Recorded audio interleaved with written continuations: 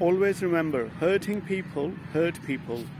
If we see an individual around us, it could be our loved one, our friend, our family member, he or she shows the extreme behavior or attitude in any circumstances. Let's say they have a dispute with someone, it could be your colleague, your friend, your family member, and they show the extreme behavior and attitude or reaction after or during that dispute, then this is something you need to focus on.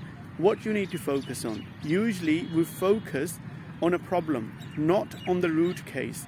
I'll give you an example. Let's say there is a room, the roof is leaking, right? Because of that leakage, the floor got wet, and the clothes are there and they get wet as well. We have furniture which is getting damaged.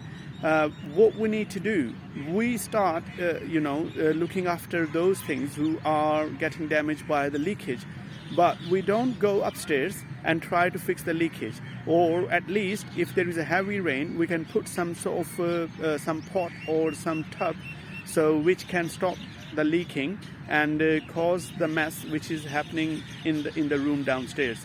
So this is happening in the real lifestyle.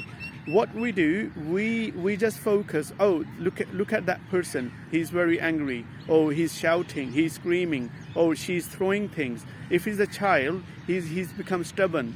These are all the reaction they are showing. The root cause, which is we need to understand, could be some emotional trauma. It could be they have something in their mind for a long time, or they are hurt themselves. As I mentioned earlier, hurting people hurt people. Normal human beings don't go around and start hurting. If you have someone with these kind of attitude and problems or behavior with you or around you, they need care. They need your love and support. Rather than criticizing them or bullying them, we need to try to understand them, their behavior, and most importantly, the root cause, and work with them to cure them. Ignoring them, leaving them apart, or separating them is not a solution. They will get worse, trust me. So anyone you have around you or with you, help and support them with love and care. Take care of yourself and take care of your loved ones. Thank you. Dafis.